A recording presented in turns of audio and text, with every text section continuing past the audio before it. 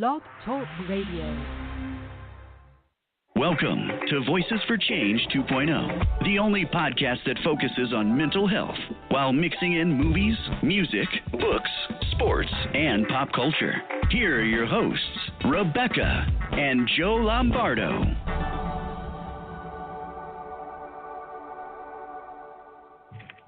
Hey, good morning, and welcome to Voices for Change 2.0.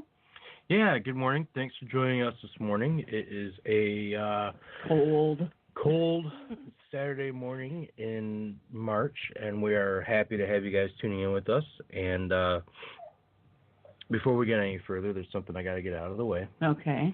Happy birthday to you. No, do not sing. Happy Singing birthday is not allowed. To you. We promised each other when we first got married there would never be any singing. At restaurants. In general. No singing. You don't know how much I love you. Happy birthday to you. Thank you, honey.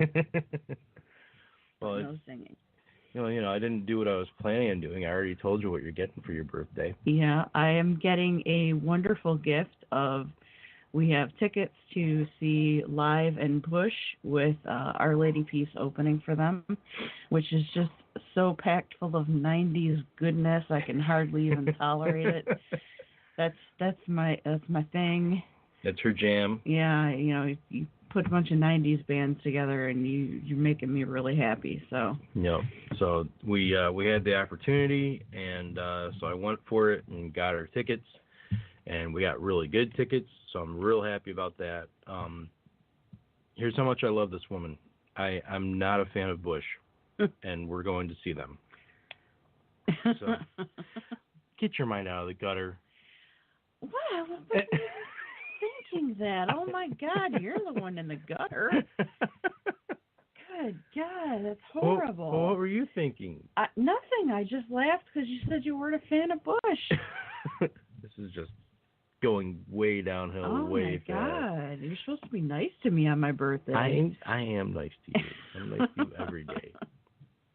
All right. But I am a fan of Live, though, so I'm excited to see them. I know you've seen them a couple times. I've seen them a couple of times, and they're always absolutely fantastic. And I know the tour they're on, the Live is celebrating the 25th anniversary of Throwing Copper, and Bush is celebrating the 25th anniversary of 16 Stone. 16 Stone. And you know, I bag on her about Bush. The truth is they do have some good songs. I am looking forward to seeing them and seeing how they are live. I don't know if you've ever seen them live or not. I have. Have you? Okay, I wasn't sure. But I know... No, keep going. Okay. I know I've never... So I am actually looking forward to it. I've never seen Our Lady Peace, though, and I'm a huge fan, and I am super, super excited to finally get to see them. It's like... If I were to say I had a bucket list, which I usually don't, but if I had a bucket list, seeing Our Lady Peace would be on it. So yeah, so I'm real happy that I was able to do that for.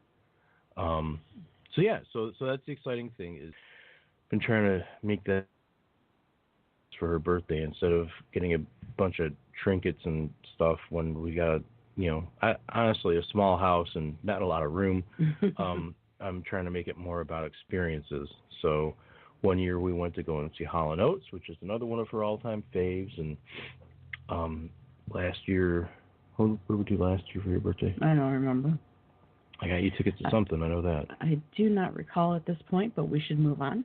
That's enough birthday talk. Yes, dear. I know how much you love your birthday. Yeah, it's good times. Yeah. So today we are very excited because we got to reschedule this lovely lady from when I was very sick. We couldn't do the show with her, so we're glad to have her with us today. And yes. And she told us ahead of time that this is her first podcast, so we're all going to be very nice to her. Yes. we promise we're not going to throw her to the wolves. Yep. But she is a fantastic mental health advocate. She is the creator of, I'm sure you've seen it on Twitter, at WeTalkMH. They do a lot of great work, and she's just... she's an all-around groovy chick. Absolutely, yeah. Yes. And I met her on Twitter, as I do a lot of our guests, and have been everything's, it's been great. Well, I'll just say it's been great knowing her. So it's been great knowing you. So the whole birthday thing's throwing me off my game a little bit, but sorry, babe. Please welcome to our show Miss Carin Romero. Yay! Hi, guys. Hi. Good morning. Thank you for being with us. Thank you for having me. I'm very excited. And you get to do it on my baby's birthday. How exciting is that? I know. Happy birthday. Thank you. She hates her birthday so bad. Yeah, I read. I think a lot of us do, honestly. Yeah. She's got her reasons behind it, but it's okay. We're gonna try and make it the best that we can. The important thing is that I don't look my age. Yeah, this is true. That is very important. Snap for that. Yeah. Yeah, that's one thing that she's got the good genes on that end of it. She doesn't look her age at all. So, lucky dude I am. That concert though sounds amazing, and I'm very jealous. Doesn't it? So yeah, I hope it's great. Yeah, I too. It's going to be at a open air amphitheater in September, so it should be really nice. Oh, and I forgot to tell you the other part. It's a Sunday night the concert is, so I took that Monday off. Great. It's always a heck of a time getting out of those parking structures, man. Yeah. Well, I don't know that they have a parking structure where we're going. Parking lot. It's going to be even the parking lot is going to be, just it'll be busy. Yeah. But it should be a good time. I've only been to this particular venue once. And I have never been. Yeah, and I think it was to see Joe Piscopo. I can't believe you just admitted to that. Well, it was the 90s,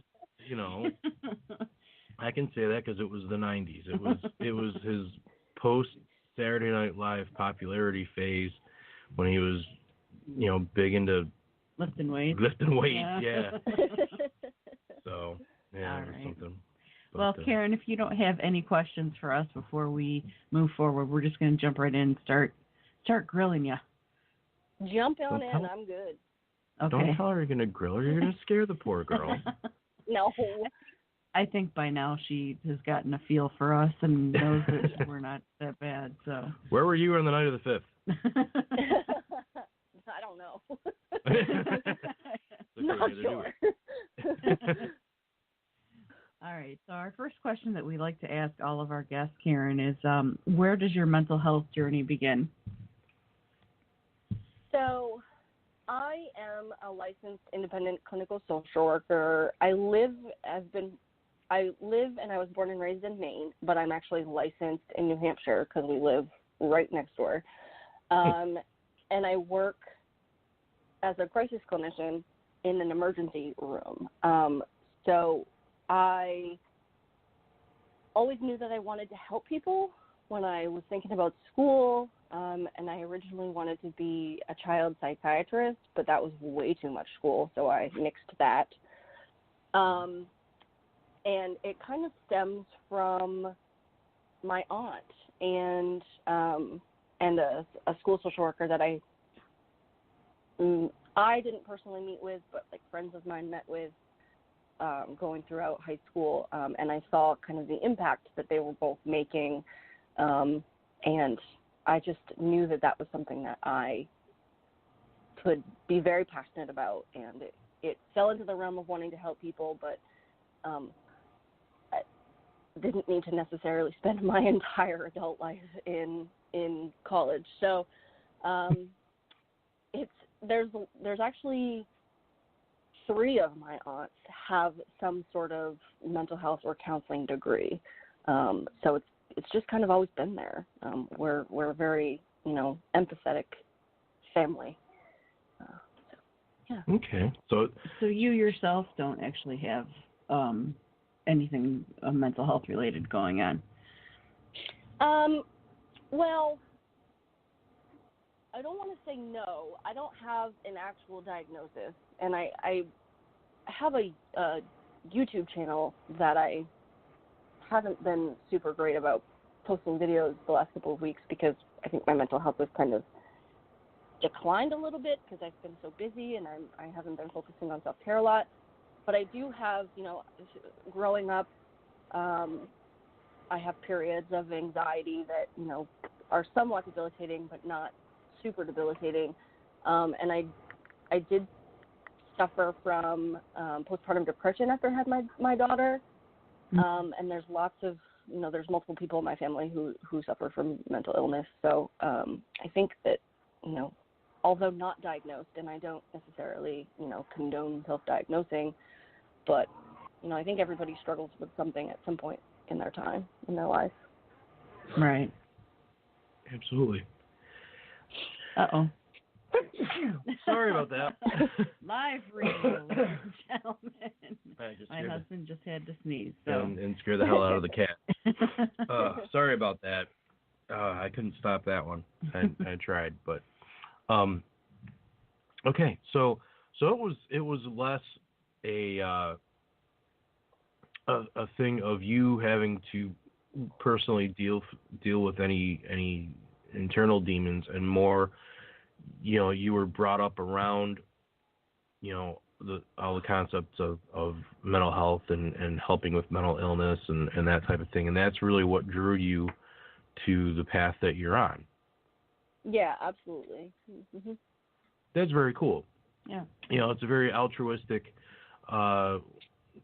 way of being, and good on your aunts for showing you this, this I don't want to say compassion, that's the wrong word, but path. just this path to want to help others. That's really awesome. A lot of us were in this because of things that we have gone through, are going through, will probably go through tomorrow, and wanting to help. And for you to, you mentioned that you've got a couple of things in your past, like the postpartum and the bouts of anxiety, but nothing officially diagnosed. Mm-hmm. So for you to just want to help just out of you being an awesome person is awesome. Yeah, I really remember, there were periods in high school, that would be my daughter, I apologize, she's playing with things. There are periods in high school where, I think that everybody deals with, depression. High school is hard, being a kid is really hard, and I remember those periods of time, and it was never something that was openly talked about, that like it is today. And I think that we still, we've done a lot in awareness and advocating, but I think that there's still so much that we can do. Yeah, I agree. Yeah, so I don't really, I remember being in school and feeling like, I was alone in the way that I was feeling, but never knowing that there was something that I could do about it until I met the school social worker, until I was old enough to realize exactly what my aunt was doing and how she was helping and what that meant. And that's kind of what led me down the path is, there are other people that feel the way that I feel. And there's actually something that I can do about it and help people so that they don't necessarily, develop long-term chronic mental illnesses. So yeah, it was, I think it was a long time coming. That was actually one of the questions we had for you was your opinion on the stigma, and, do you think we're doing enough, or possibly what do you think we could be doing moving forward that, might make a bigger difference? I definitely think that the stigma is real. It still continues to be real. I see it. I don't know. I'm sure you see it, Rebecca, on Twitter, that, there are still so many people who have these stigmatized opinions on mental health and mental illness. And the amount that it's talked about now is so much more greater than it was even, I don't know, like 5 years ago. But there's still so much that we can do, you know, to combat it at, you know, early ages. Like I'm a strong advocate for teaching mental health and mental illness topics in schools to, you know, young kids about, you know, what this is, what it means to have. Sorry. Whoa, please. She's playing with coat hangers, naturally. This is what it means to, you know, be anxious, and this is, you know, what it means to kind of feel like maybe you're battling some signs and symptoms of depression, and this is how you can help yourself, and, you know, teaching coping skills and teaching kids that it's okay to openly talk about it, and most importantly, that it's okay to ask for help. You know, I'm a strong believer in that our lack of education and information, you know, feeds into this notion that, you know, people aren't going to ask for help, which then leads to, you know, high suicide rates. And it's a cycle, and I think that the easiest way that we can kind of stop that cycle is to focus on more education early on. Yeah, I agree. I started a petition for just that purpose, and unfortunately the people kind of just fizzled out on it, but it was doing pretty good there for a while. But yeah, I firmly agree with you. I think that it should be mandatory in schools. As big of an issue as mental illness has become, and, you know, we're learning about more and more people every single day that are having to deal with it, and it just, I don't know, I think that it really needs to be something that is, like you said, taught at a very young age, and especially taught, you know, empathy. Yeah. You know, 100%. Yeah, absolutely. Yeah, I think if there was more empathy talked about and developed, you'd see a lot less bullying, for one thing. Right. I really believe that. Yep.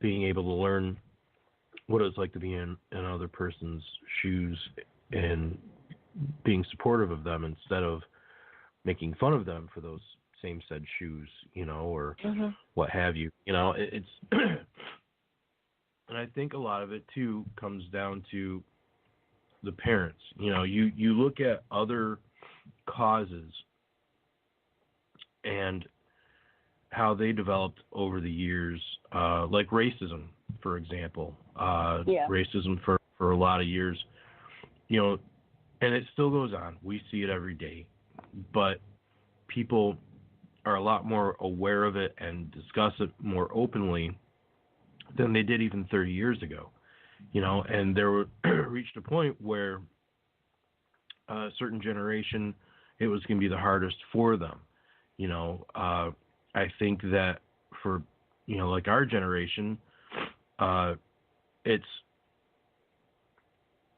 we have an easier time talking about it and trying to combat it and understanding the rights and wrongs and all that with it.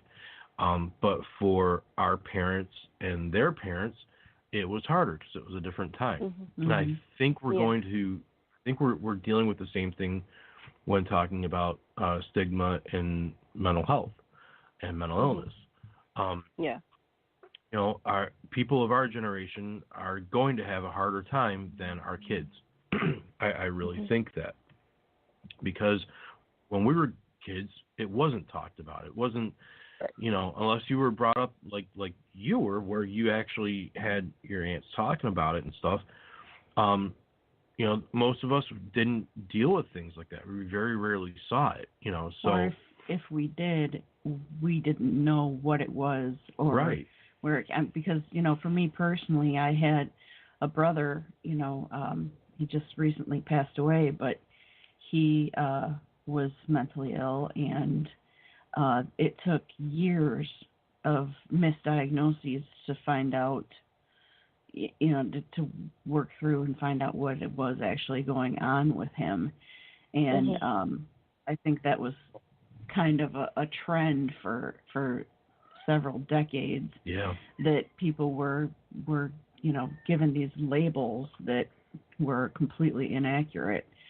And I think now maybe, although I won't say that has ended by any means, but I think that we're a little bit more informed and can, come to the proper conclusion as to what, this person may need to get help. Yeah. Plus, we're more aware of certain signs to look for with certain diagnoses. And I think that's important. Yeah, the science, the science behind mental illness has come a long way in the last, decade, and there's still so much more that we can understand, because the brain is so complex, and the research that they're doing around anxiety or depression or even like personality disorders or psychosis or any of those things is still happening. So there's still more that we're coming to find out, and then it's it takes a little while for the trickle down effect to get down to like the mental health providers and then into the society and how people understand it. But like what you were talking about, like my mom battles anxiety and depression, but up until like 2 years ago, I never knew that she felt like that. And it's, it's progressively gotten worse due to like environmental factors. And she's had some pretty significant, side effects and symptoms of those mental illnesses.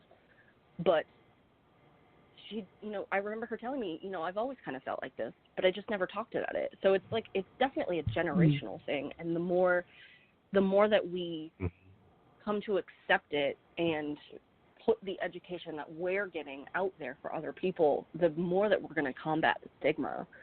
And that's so important in kind of moving forward and better understanding what it is that people are actually going through.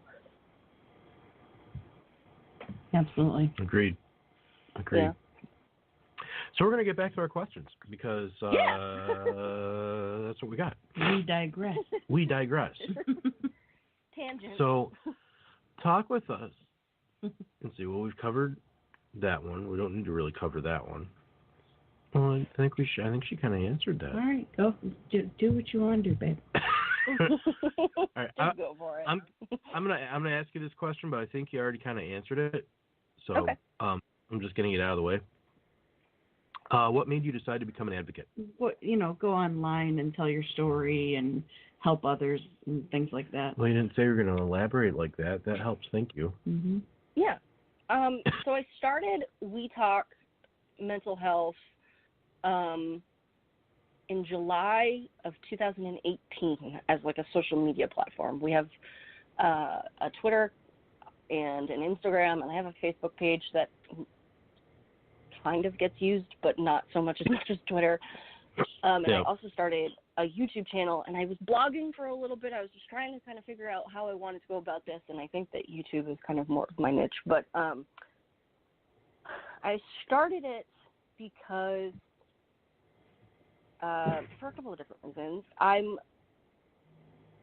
got this idea in my head, that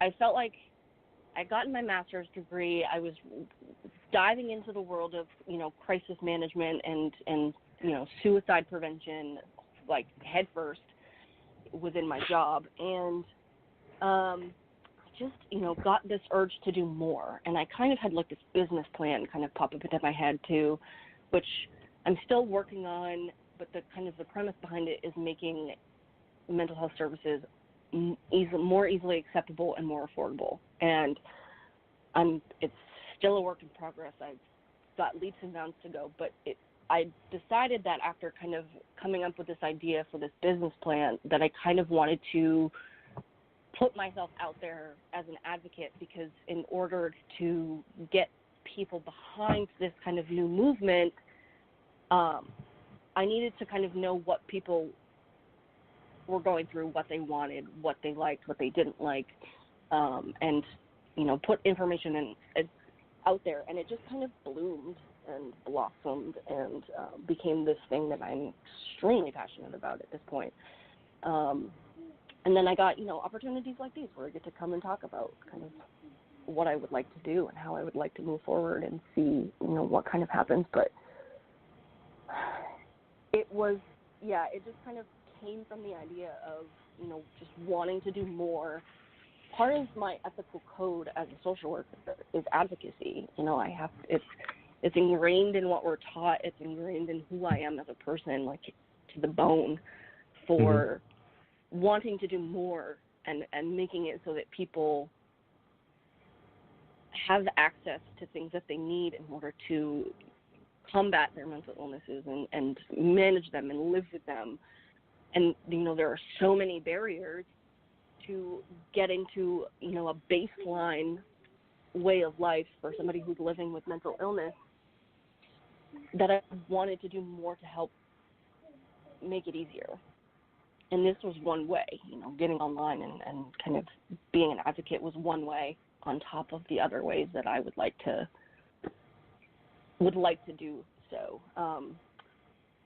There's been a couple of recent suicides within my community of people who I knew of that, I don't want to say acquaintances because they, I knew them through other people, but they hit the community really hard, and I'm constantly trying to find ways to get people together, to get people talking, so that things like that don't happen. And one of them was just very, they were both very much unexpected, I think. So, getting people together so that we can openly start talking about mental health and mental illness and getting help and it being okay to get help in a forum where there's other people that or may not know. So I'm working on, a business plan. I'm advocating on Twitter. I'm trying to get an event together locally where we get a bunch of bands to play, kind of like a music and mental health type of thing where it's just this big event to raise money for suicide prevention. And, I'm constantly trying to think of different ways that I can do more.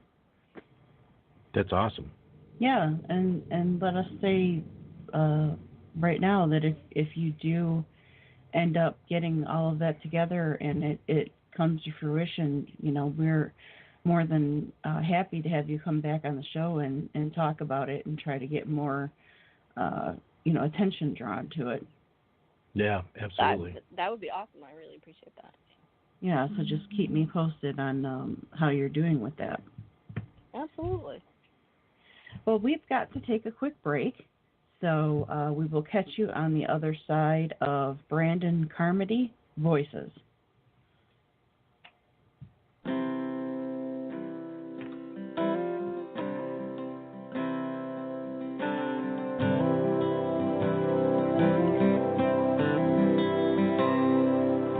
That laughter I hear, why are you laughing at me? Are those friendly voices I hear, why are they mocking me? Lonely boy in the cold, all the other boys have gone home, and I've always known that I'd be alone.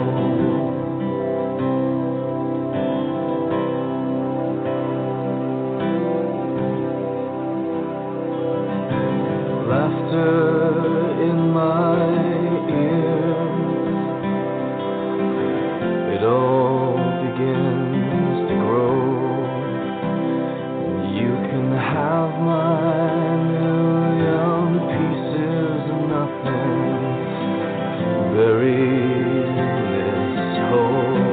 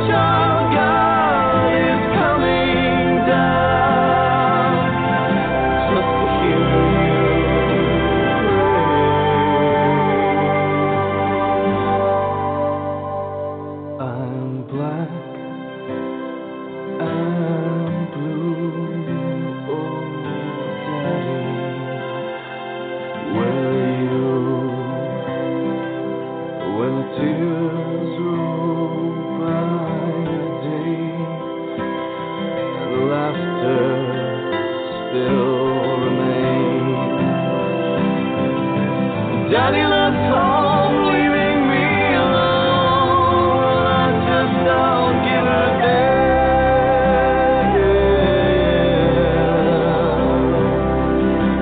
'Cause I know one day I'm gonna be my own man.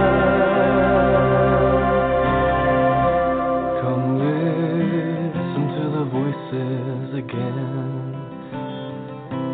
Come listen to the voices.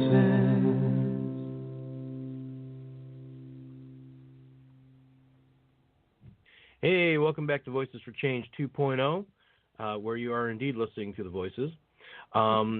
This is the voice of Joe, and next to me is the voice of Rebecca, and on the phone we have the voice of Carin Romero of WeTalkMH. Yay! And Yay! I was going to ask you a question coming up here, but before I ask that, because we had the joy of getting to briefly hear your daughter during the break. So I wanted to ask this question kind of popped in my head. Do you have any type of plan as far as talking with her about, what you do in mental health and the advocacy work you do, and when you might actually introduce that to her? Oh, absolutely. She knows that I work like in a hospital. She knows that I work in an ER and that I help people, and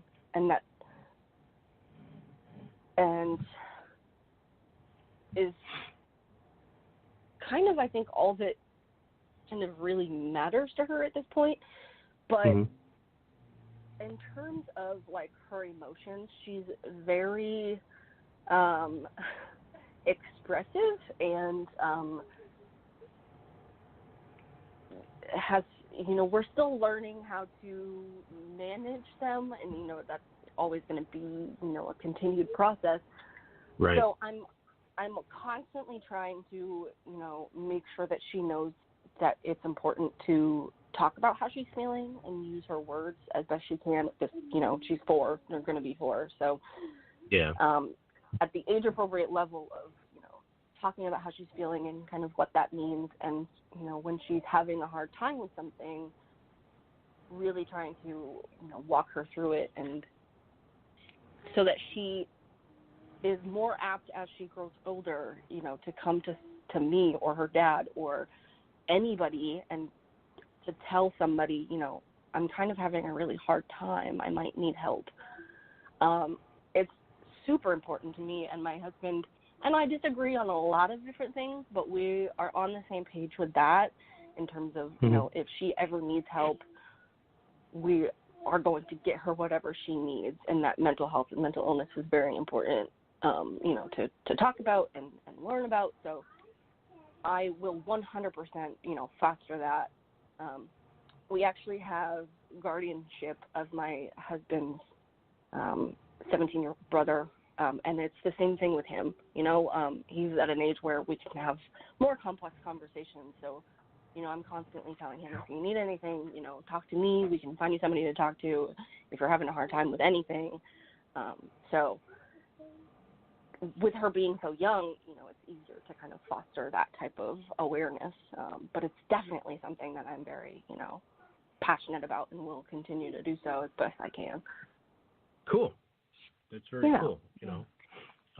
Hopefully by what you do with her, maybe that will help kind of inform some of the plans that you want to do going forward, with advocacy in the community and stuff, Yeah. Getting education to the younglings, as our Star Wars fans call them. So cool. I have like this giant to-do list of things that I would like to do, and that's on there. But there's only 24 hours in a day, and I work so I work 12-hour shifts in an ER, and I work overnights. So I'm a little discombobulated sometimes in terms of like what day it is, and kind of getting enough sleep, and I think that's why my mental health has kind of declined a little bit over the last couple of weeks. because I'm just really off. Yeah. But it's on there to work towards, pushing mental health and mental illness education into schools. It's definitely something that I would really, really love to do. Very cool. So you briefly touched on it, but did you want to talk a little bit more about WeTalkMH and what the goals are with that, and where people can get involved? Yeah. So like I said, I started it last July, I'm pretty sure. I'd always had, I'd had a Twitter account for my, personally for a long time, and, never did anything with it. I think there's, stages of Twitter use that people go through. Mm-hmm. And then I was finally oh, this is really cool. I really like this. And when this idea popped into my head that I wanted to do something more, I kind of jumped on the social media bandwagon to use it as a platform. And it's just, so Mondays I talk about myths that are associated with mental illness. So, talking about how it's more common than people think, or, myths about specific diagnoses like depression or anxiety or personality disorders, that I provide people with information that helps debunk the myths, so that, people can share it, and, maybe somebody will read it and be like, oh, okay. If it's only that easy. And throughout the week, I pick different topics, depending on, if something's happening, or I'll, consistently ask some of the followers that I have, what type of topics would you like us to discuss? What information would you like? And I'll, take a day and kind of put that information out there. Saturdays is Self-Love Saturday, where I promote self-love, because self-love and self-care are very important, and, feed greatly into individuals' well-beings and kind of maintaining, good mental health, and, tips and tricks and topics. I have a YouTube channel. Like I said, I haven't put out a video in a couple of weeks. I've been trying to get myself back up to, my personal baseline. Right. But I will talk about topics on there as well. I talked about my own personal mental health kind of journey, and that was a pretty emotional video for me. I'm pretty sure I cried during it. Mm-hmm. But so it's it's just the handles for Twitter and for Instagram are the same. It's at WeTalkMH. So if you'd like to jump on there, follow us. If there's anything that you want, I say us like it's more than me, but it's just me. Give me a follow. And if there's anything that you want to know, any questions that you might have, it's so empowering to be part of the mental health community on Twitter, and I'm constantly talking about it to people because I didn't know that it existed before I jumped on. And it's an incredible community of people who, are telling their stories and being open about their mental health and mental illness. And then, professionals that are constantly trying to put information out there to help people if they're struggling. So we're just trying to, I did it again. I'm just trying to do my part. I don't know why I do that. I'm just trying to do my part and, trying to make it a little better for people. Well, you did call it WeTalkMH, so I think we got the whole we us thing going on there. Yeah, that makes sense. Yeah. It's like it's taken on its own entity in my head, I think. So it's probably why I do that. It's totally separate from me. That's absolutely fine. Yeah. Absolutely fine. What is the hashtag I am 1 in 5? Ooh, good one. So I am 1 in 5 is this another idea that I have to kind of create a movement to, when people are ready, to encourage them to be like, because 1 in 5 people in the United States have a mental illness. So wow. When you think about that, that's really a lot of people. And, people have this stigmatized belief. Some people have a stigmatized belief that mental health is uncommon and that it's something that only, people who are weak-minded or, have, it's like a personality defect, and that's just not the case. And so many people battle one or multiple mental illnesses, and the hashtag I am 1 in 5 idea kind of came into play when I just wanted to encourage people to encourage others that they're not alone and that there are other people out there who are, are battling a mental illness. In the spring, I'm going to be starting a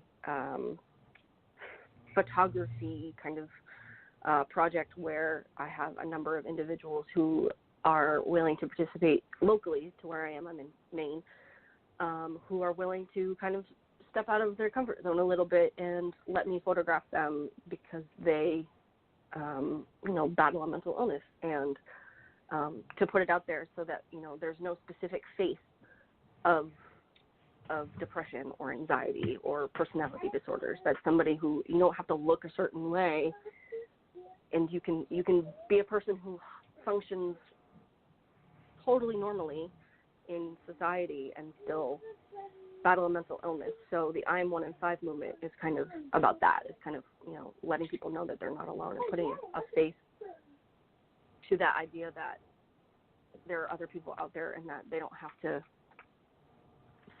suffer in silence. I don't like the word suffer, but it's very cool. That's definitely it's eye-opening, really. I mean, if you think about it, 1 in 5 people, that's, I know we got 2 of them right here. Mm-hmm. Yeah. It's, so. And I think it's even in the UK, and if I'm wrong, I highly apologize, but I'm pretty positive that in the UK it's 1 in 4. Yeah, I've seen that before. Yeah, so I don't know kind of how that statistic is put out by NAMI, so the National Alliance on Mental Illness, and I don't know when that's kind of been updated, but it could be even less. That it could be 1 in 4 now at this point, because there are so many more people kind of openly talking about what they're going through. But yeah, so the I'm 1 in 5 is just kind of like a movement that I kind of put out there, so that people know that they're not alone. Yeah. Kind of like my Keep Talking MH. Yeah. Yeah. Yeah. Mm-hmm. That hashtag is, I think it's honestly saved a lot of people. Oh, thank you for saying that. And when I found out that it was you, I was like, no way. I was like, oh, cool. Yeah. Funny. Yeah, that's we're kind of proud of that. Yeah. Yeah, definitely something to be so proud of. Yeah. Well, you should be proud of what you're doing too, though. I mean, absolutely. You definitely have your heart in the right place with everything that you're doing, and what you have going on now, and what you have planned on going on, and I hope that you see your plans just blossom. Actually, I think it would be really cool to see a lot of your stuff blossom outside of the Maine area to the rest of the country. That would be really, really cool. It would be. And you could definitely make that happen through, connecting with other people on Twitter. Yeah. Yeah. Absolutely. For sure. Yeah. So they are all ready, willing, and able to help. A lot of them. So. Yep. Absolutely. Twitter is a great kind of forum to connect and to network. So just about kind of finding people like you guys who are out there trying to put faces to people who are really trying to make a difference, and it's it's about finding more people that are willing to kind of help out. For sure. I know we didn't ask this, but what is the name of your YouTube channel? Yeah. Oh, so it's WeTalkMH. Oh, okay. I tried to keep it all easy. it's WeTalkMH, and I haven't put out a video in a couple of weeks, but I'm planning on kind of jumping back in because I'm feeling better about life a little bit. So that's good. I kind of, I feel guilty about not putting out videos, and I just kind of had to, put myself first for a little bit, but which is you have to obviously do important. that. Yeah. Sometimes you have to. I mean, we do it with the show. We've had times where we've had to cancel because of, not only physical ailments going on, but sometimes there might be something going on with one of us mentally, and we know we're not where we need to be to do the show, and that's okay. And that's the thing that I think a lot of us need to get comfortable with. I know it's something for sure Rebecca wrestles with, is being able to say that it's okay that you're taking time for yourself and doing self-care and, trying to get yourself back to a place of equilibrium when you know that you're not in a good spot mentally. Yeah. Mhm. You know? Because I think... there's... I'm sorry, go ahead. Oh, no, you finish. Okay. I was just going to say, it's real easy with doing all this work to become overwhelmed and have it become too much, because there's so much that you want to do and there's so much work that still needs to be done. And while we're all pulling together and rowing the boat in the same direction, it still reaches a point where, okay, I need to check out mentally for a minute and get my head together. So yeah. Learning to be okay with that is a really important, really fundamental thing that a lot of us in the community, if we struggle with it, we have to, learn how not to struggle with it. Yeah, it's very difficult for me when I know that I've got things that need to be done, but I know that I need to rest for, a migraine or just for, my general mental health. It's incredibly difficult for me not to feel guilty about, not taking care of such and such thing. And I don't know. I've worked on it and I don't know if I'll ever, completely be able to get past that. But I definitely am trying, and I know that there's other people that go through the same thing. Yeah. Absolutely. There's days where I have to reassure her that, it's okay that she's just lying in bed and breathing, versus getting up and doing 50 different things all at once.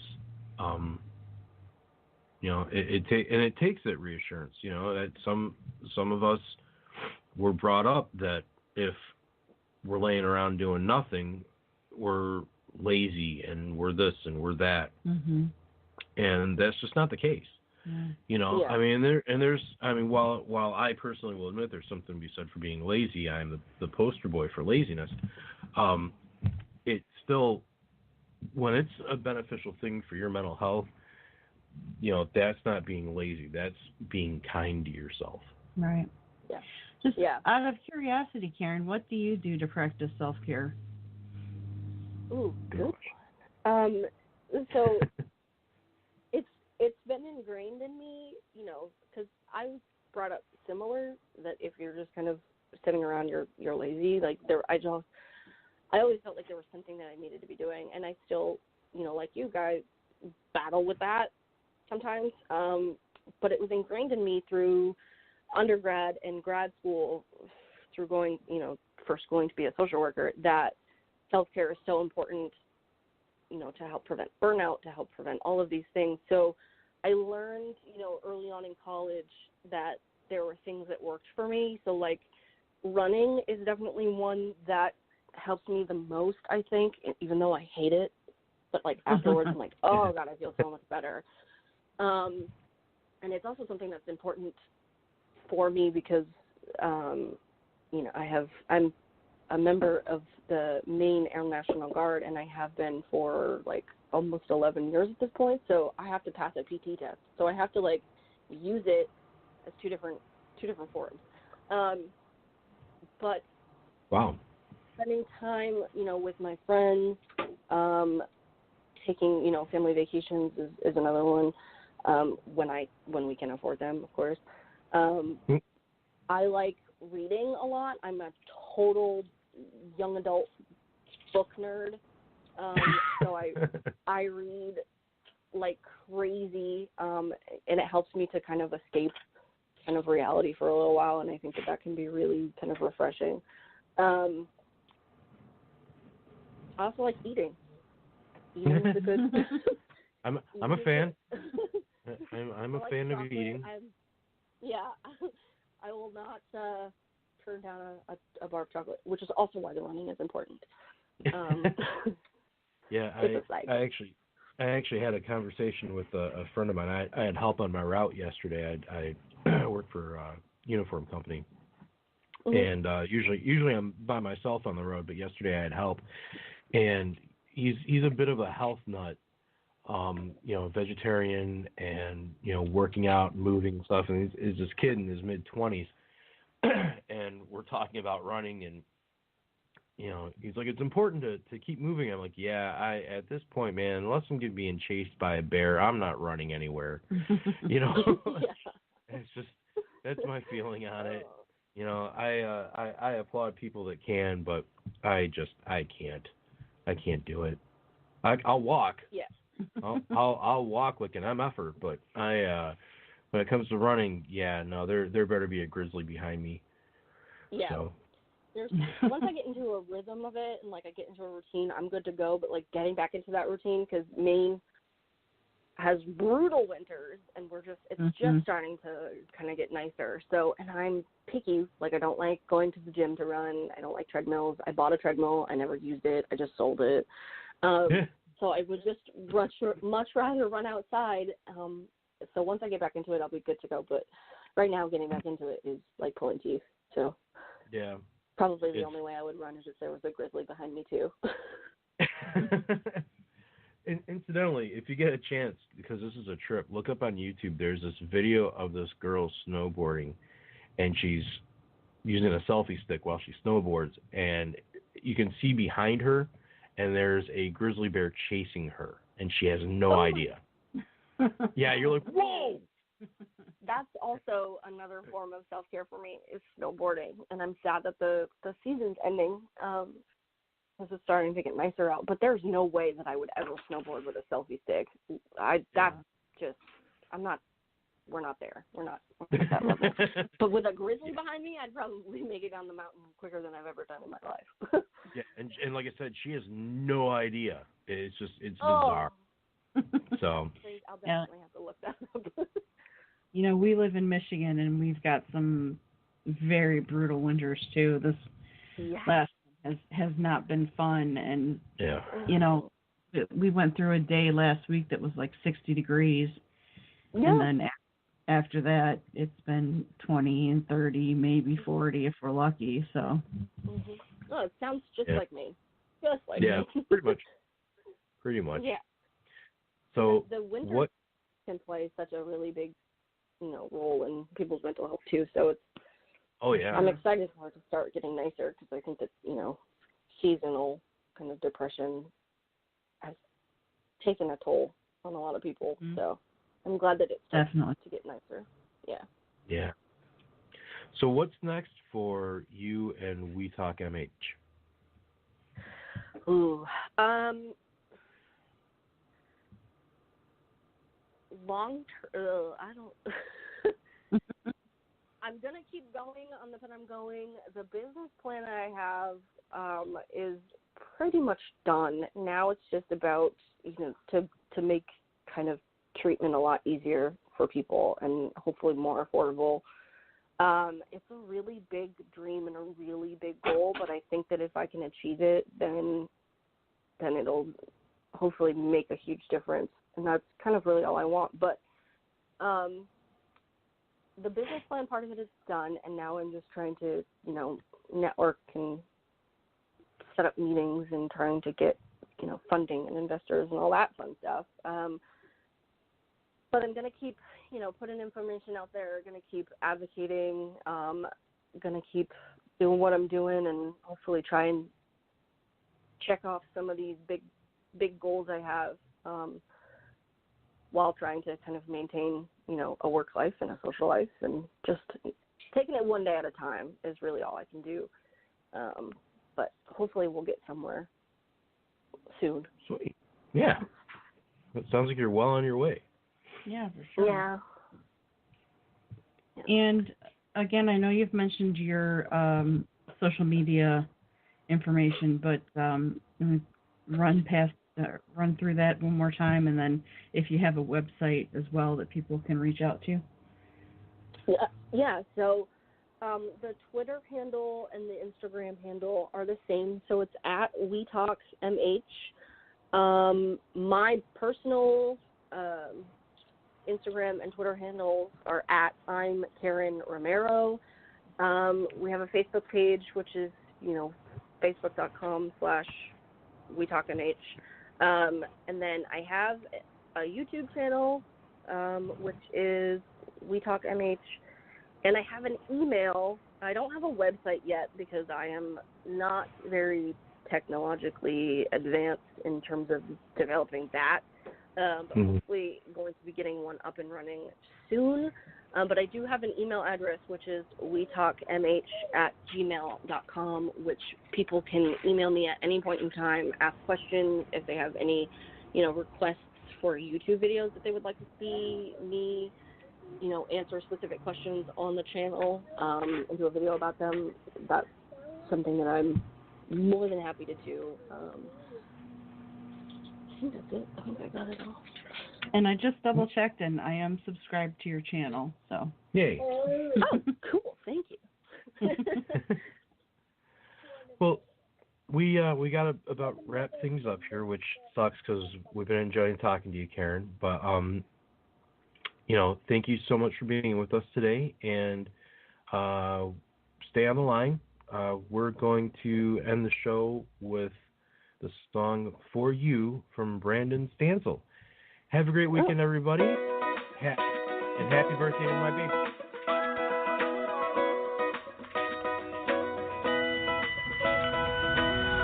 When I begin to swim in the quicksand, I can't run. It's gonna be alright. It's gonna be alright. I push and pull with all my might, but it feels like it's not enough. It's gonna be alright. You make me feel alright. In moments and seasons, we're caught in the deep end, yeah. I need a hand to hold me. Love me like you know me. When it's hard, just breathing. You keep my heart beating. Love looks like falling every day. Till I fell for you. You got me finally feeling emotion. Lost in the moment, don't know where it's going. It's hard, just breathing. You keep my heart beating. Love looks like falling every day. Till I fell for you. Used to be bitter, but you made me better now. There's something about your style, like I'm gonna stay a while. No longer searching, feels good to figure out. It's gonna be alright. Come take my hand, let's ride. And moments and seasons, we're caught in the deep end, yeah. I need a hand to hold me. Love me like you know me. When it's hard, just breathing. You keep my heart beating. Love looks like falling every day. Till I fell for you. You got me finally feeling emotion. Lost in the moment, don't know where it's going. It's hard, just breathing. You keep my heart beating. Love looks like falling every day. Till I fell for you. Feel our feet rising off the ground. We ain't coming down, we're reckless, abandoned. No sign of landing. So high up, yeah, we're touching clouds. Never coming down, just you and me, darling. My kind of falling. You got me finally feeling emotion. Lost in the moment, don't know where it's going. You got me finally feeling emotion.